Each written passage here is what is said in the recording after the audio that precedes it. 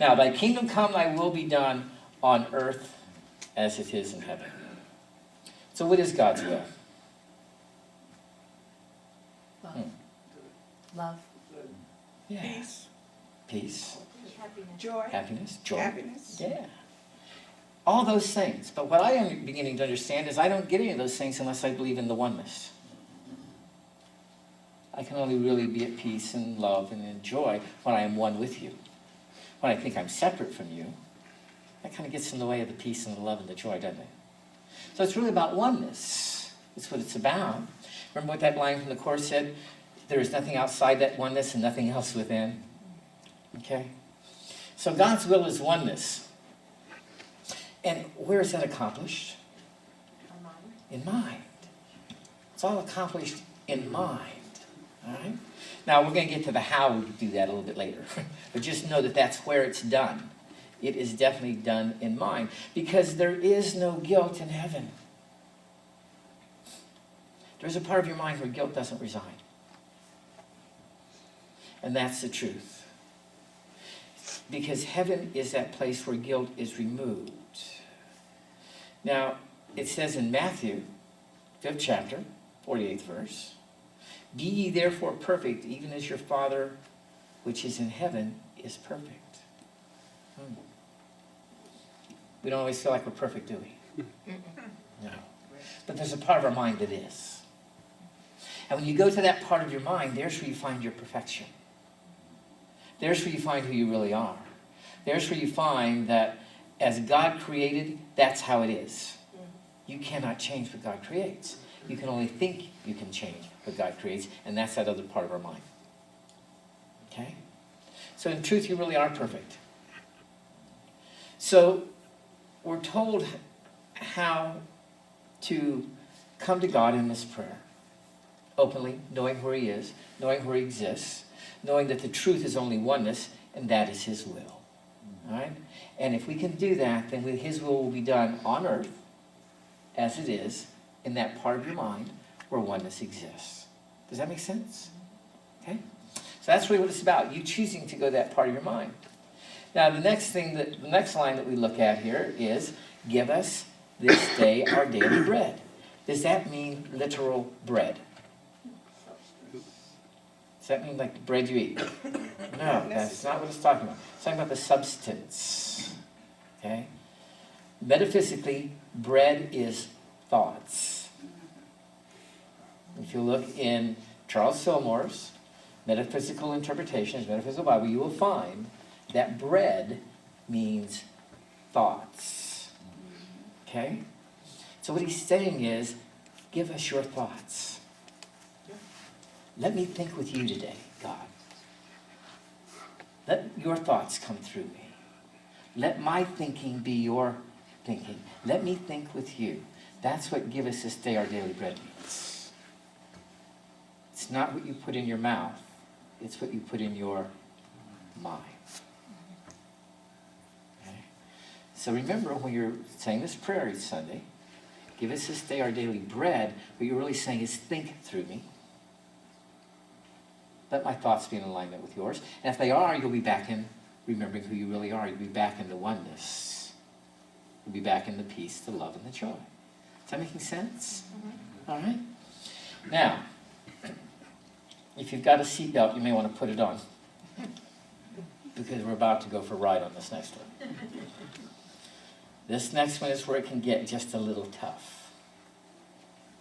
And forgive us our debts as we forgive our debtors. The key word in that whole phrase only has 2 letters in it. As. As.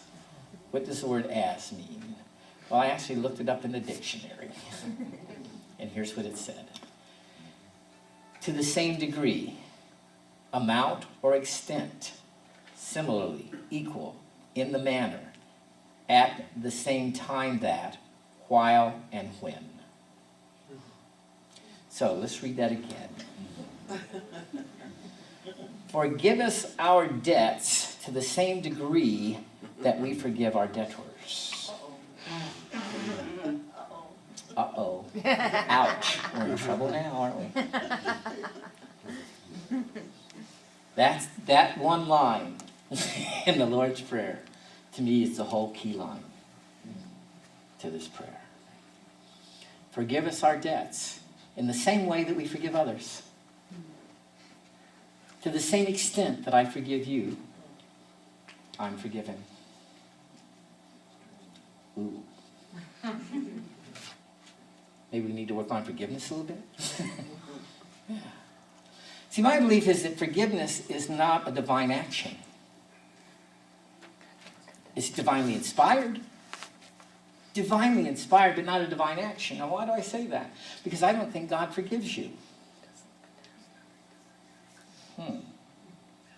Why wouldn't God forgive you? Because he never condemned you. Because he never condemned you. To have forgiveness, you must first have what? Condemnation. God doesn't condemn you. God loves you. Love and condemnation do not coexist. And God is love. So God cannot condemn. God doesn't judge you. Who judges you? We do. Yeah, you judge yourselves. And when you judge yourself, how that shows up is in your judgment of others. So this phrase could also be said, I will judge myself as I judge others. Or as I judge others, I will judge myself. As I forgive others, I will forgive myself. So forgiveness is not a divine action, but it is divinely inspired. And to the extent you are forgiven is the extent to which you forgive others. So how do you know when you need forgiveness? And we're judging. Just kind of watch yourself and see if you're judging someone else. And if you're judging someone else, you need forgiveness. And who's going to forgive you? Say, I will? I will.